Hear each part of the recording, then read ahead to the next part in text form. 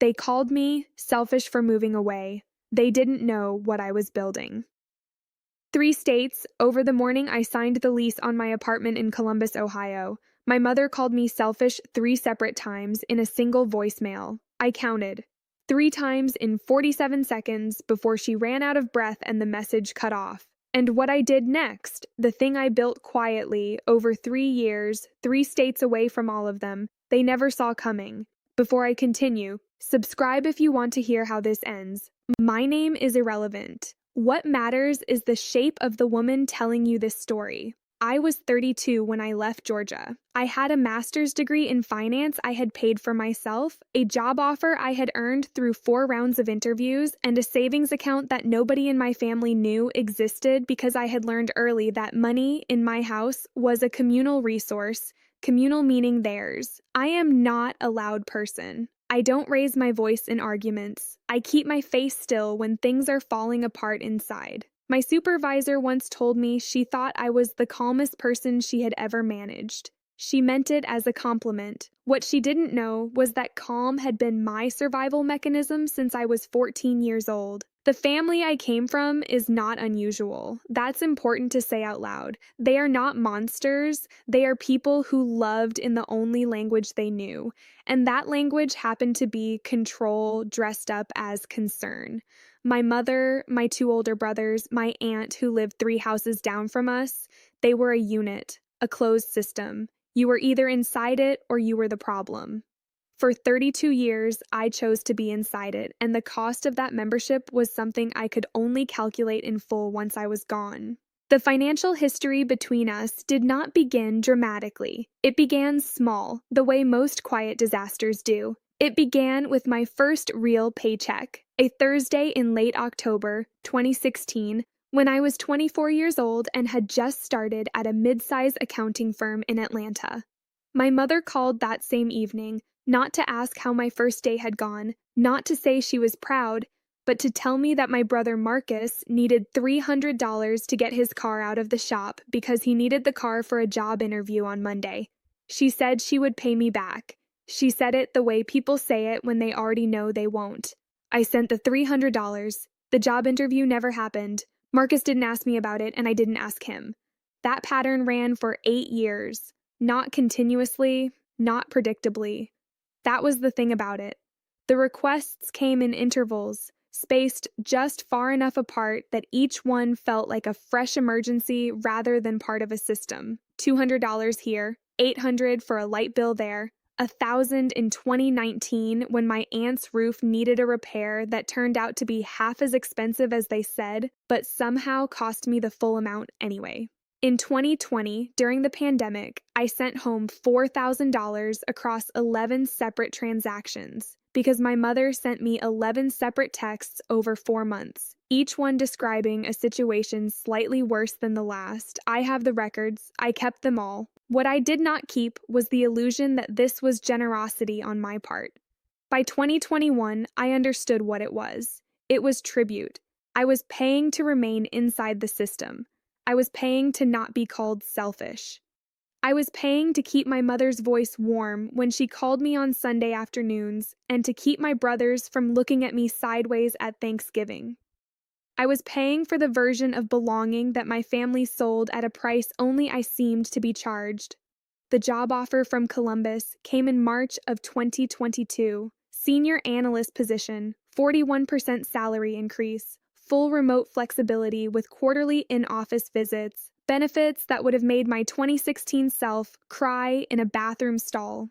I sat with it for 3 days before I told anyone, and in that time I already knew what the conversation would sound like. I had rehearsed it in my head so many times I could hear my mother's voice before she said a word. She called me selfish for the first time in that conversation on day 4. Not 3 times, that came later, in the voicemail when I signed the lease. That first conversation, it was once. Measured.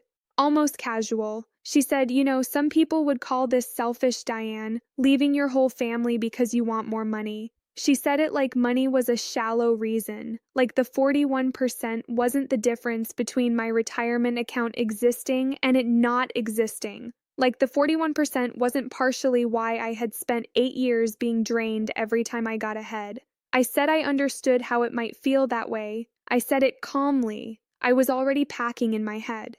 I moved on a Tuesday in late May. I rented a van, I drove it myself, and I arrived in Columbus at 11:18 at night with the windows down and the radio off. I sat in the parking lot of my new building for a few minutes before I went inside. The air smelled different there. Cooler. Like cut grass and concrete. Like nobody was waiting for me to save them. Drop the word "rise" in the comments. I read every single one. The silence from my family in the first 3 months was a different kind of payment. It wasn't quiet because nothing was happening. It was quiet because they were giving me the treatment. My mother's Sunday calls became every other Sunday, then once a month, then not at all. My brother Marcus texted me twice in 6 months, both times with a link to a news story about Ohio weather, no message attached, because what he was really sending was his opinion of me and he didn't have the courage to say it directly. My aunt, who had always been the talker, the one who called just to narrate her week, stopped calling entirely. The system had decided I was outside it. The price of leaving was exile. I let it be exile. I got up every morning at 6, I made coffee, I opened my laptop, and I worked. I worked in a way I had never been able to work in Atlanta because for the first time in 8 years, nobody was calling me mid-afternoon with an emergency. Nobody was texting me a paragraph that started with "I hate to ask," but for the first time, every dollar I made stayed in the account where I put it. For the first time, I could think 3 months ahead instead of reacting to whatever the current crisis was. In the fall of 2022, I started investing. Not dramatically. I'm a finance person, not a gambler. Slow, deliberate, based on research I had been doing in the margins of my mind for years, but had never had the financial bandwidth to act on. I opened a brokerage account. I maxed out my 401k for the first time in my life. I put 15% of every paycheck into a separate savings account I had named privately in my own notes app, The Number. The Number had a target. The target was not about luxury, it was about options. It was about the specific feeling of being able to walk away from anything that was hurting me without having to calculate whether I could afford to leave. I also started therapy that fall. A woman named Dr. Callahan, Tuesday evenings in a small office with a plant on the windowsill and a white noise machine outside the door. She didn't tell me my family was wrong. She didn't validate my anger the way I had been afraid therapy would, like a performance. She asked me questions. She asked me what I thought I had been protecting by sending the money all those years. I didn't have an answer for 3 sessions. On the 4th session, I said out loud for the first time that I think I was afraid that if I stopped paying, I would stop existing to them. She didn't say anything right away. She just let that sentence sit in the room until I understood what I had said. 14 months after I left Georgia, in July of 2023, I got a call from a woman named Evelyn, my grandmother's sister. My great-aunt, technically, though we never used that prefix. She was just Aunt Evelyn, who was 74 years old and lived in a small house in Savannah with 2 cats and an opinion about everything. I had not spoken to Aunt Evelyn in almost 2 years. When I saw her name on my phone, I sat down before I answered. She said, "I've been watching from a distance, baby." She said, "I want you to know I saw you leave and I didn't try to stop you because that was right." Then she said, "I have something that belongs to you, and I need to bring it to you myself." I told her she didn't have to drive to Ohio. She said she had already booked the flight. She arrived on a Saturday morning with a carry-on bag and a manila envelope that she placed on my kitchen table before she even took off her coat. She sat down across from me, and she pushed the envelope toward me slowly, the way you do when you know the thing inside changes something. She said, "Your grandmother left this with me in 2019. She said to give it to you when you finally got out." Inside the envelope was a letter in my grandmother's handwriting, which I had not seen since she died in 2020, and which hit me somewhere behind my sternum like a closed fist. There was also a bank statement. My grandmother had a small savings account, $4,200, that none of us had known about, and in 2019, 1 year before she died, she had changed the beneficiary on that account from my mother's name to mine. Along with the letter was a note from the account institution dated 3 weeks after my grandmother's death that my mother had never forwarded to me, had never mentioned, had simply not passed along. The letter was 3 paragraphs.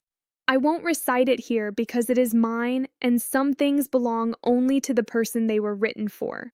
What I will tell you is that my grandmother had watched the same pattern Aunt Evelyn had watched, and she had made a quiet decision in her last year of life to leave me the one thing she had that was hers to give.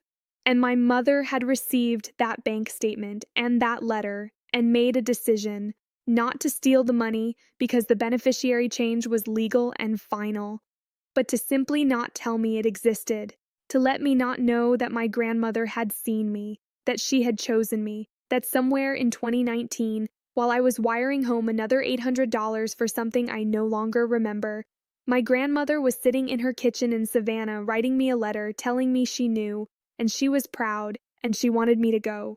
I sat at my kitchen table for a long time after Aunt Evelyn and I finished talking. She stayed for 3 days. We talked about a lot of things. Before she left, she stood in my doorway with her carry-on bag and she said, "You want it quiet or you want it true?" I said, "I want it true." She nodded. She said, "Then let me handle how the rest of them find out," and I let her. What I need to tell you about is what happened the following December. My cousin Renata, my mother's niece, not mine directly, but someone I had grown up with and still loved, was getting married. The wedding was in Atlanta. I had been invited 6 months prior, before any of the real tension had surfaced publicly, and Renata had called me personally and asked me to come. So I went. I drove down instead of flying. 12 hours. I needed the time to think. The wedding was beautiful. Renata was beautiful. I sat at a table near the back, which I had requested, and I watched my family from a comfortable distance the way you watch a film you've already seen. You know what's going to happen, but you watch anyway because you want to see if it hits you differently this time. My mother was at a table near the front. She looked well.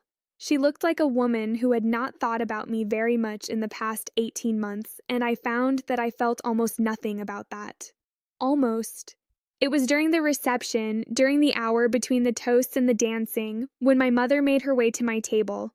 She sat down without being invited. She had a glass of champagne. She set it down like a prop. Then she looked at me and she said, loud enough for the table to hear, because there were 4 other people at that table, none of whom I knew well. She said, "I want you to know that what you did to this family by running off to Ohio is something I'm still trying to explain to people. I want you to know that your brothers don't even know how to talk about you anymore." The table went quiet. The kind of quiet that has a texture. I looked at her. I waited until I was sure she was finished. Then I opened my bag and I took out a single folded piece of paper, not a thick file, not a stack of documents. One piece of paper, folded in thirds, the way you fold a letter. I unfolded it on the table in front of her. It was a summary I had prepared myself. Clean, formatted, numbers in columns, 8 years of transfers, dates, amounts, purposes, where known. The total at the bottom was $41,280. I said, "I have the records for every one of these." I said it quietly. I did not say anything else. My mother looked at the paper. She did not pick it up. She looked at it the way you look at something that has just become a wall between you and a version of the story you have been living in. The champagne glass was still on the table. She did not reach for it. Then I folded the paper back into thirds and I put it back in my bag. And I said, I didn't leave because I was selfish. I left because I was tired of funding a life I was never invited to actually live in. And then I stood up and I went and danced at Renata's wedding, and I did not look back at that table. The fallout was not explosive. That's the thing about real consequences. They don't announce themselves. They spread the way water finds cracks. Aunt Evelyn had been telling her version of events quietly for 3 months by then. Not spreading gossip, not making speeches, just correcting the record when my mother's narrative came up in conversation. The banking documents from my grandmother's account had been shared with the estate attorney months earlier. Nothing illegal had occurred. My mother had not stolen anything. But the picture it painted of her choices, of what she had decided not to tell me, became something that traveled through the family in the way important truths eventually do, slowly, and then all at once. My brother Marcus called me in January. He did not apologize. He said, I feel like I've been told a version of things and I want to know what's real. I said, I'll send you what I have. I sent it. He didn't call back for 3 weeks. When he did, the conversation was different, shorter, more honest, not repaired. I want to be precise about that, but different. The Marcus who called me back was not the Marcus who had been sending me weather links for 6 months. He was a man who had done some math and was not entirely comfortable with the answer. My mother did not call me for 4 months after the wedding. When she finally did, in April, it was a Sunday, and she called at the same time she had always called for years, 11 in the morning before church let out. The call lasted 6 minutes. She did not mention the paper. She did not mention Ohio. She talked about Renata's thank you notes and about the azaleas in her front yard. And I listened because she is my mother, and because some doors do not slam all the way shut, and because 6 minutes of ordinary conversation is not nothing after everything that had been broken between us. But I also knew, in the way that you know things when you have done a lot of math and a lot of therapy and a lot of morning coffee alone in an apartment 3 states away, that ordinary was not the same as repaired. And I was no longer interested in pretending those 2 words meant the same thing. It is June now, 2026. I am 34 years old. I live in a 2-bedroom apartment in Columbus that I chose because the second bedroom has north-facing windows, and I use it as an office. And on the best mornings, the light through those windows looks like something you would see in a photograph.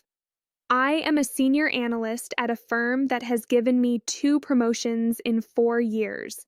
The number, that savings goal I set in the fall of 2022, crossed its target in February of this year, and I sat at my kitchen table at 11 at night with a glass of water and looked at the screen for a long time before I closed the laptop, not because it was a fairy tale ending, because it was a real one, because it was mine. I still go to therapy on Tuesday evenings. Dr. Callahan has a different plant on the windowsill now. The original one got too big and she gave it away. I've been thinking about what it means to outgrow a space, and I think maybe that's not something to be afraid of. I think maybe that's just what living forward looks like. Aunt Evelyn calls me every Sunday at noon. We talk for 40 minutes minimum. She told me last month that my grandmother would have loved my apartment. She said it matter-of-factly, the way older women say true things, and I had to set the phone down for a second before I could answer her. The $4,200 that my grandmother left me is still in the same savings account where the bank transferred it, untouched, because I don't know yet what to do with it that would be worthy of what it means. That's not paralysis. That's respect. When I know, I'll know. What I know now is this. The word selfish was never really about me. It was a word that meant you are trying to leave and I need you to stay. It was a word that meant your ambition is inconvenient to my comfort. It was a word designed to make guilt do the work that love should have been doing all along. And I know this not because I am angry, though I was. I know this because I spent 3 years in a quiet apartment 3 states away thinking it through very carefully, and the math was not complicated once I was far enough away to do it honestly. They called me selfish for leaving. They didn't know I was building. They couldn't see it from where they were standing because what I was building was invisible until it wasn't, and by the time they could see it, I had already moved in. If this touched something real, share it with someone who needs to hear it today.